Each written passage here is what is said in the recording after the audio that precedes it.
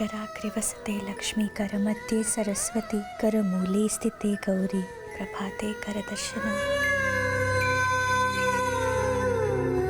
ಪ್ರಭಾತೆ ಕರದರ್ಶನಂ ಅಲ್ಲ.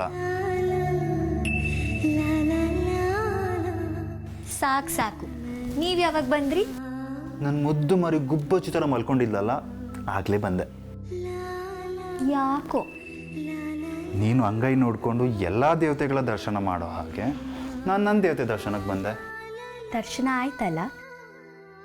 ಪಾವನನಾದೆ. ಹಾಗಾದ್ರೆ ತಾವಿನ್ನು ಗೊತ್ತಾಯ್ತು.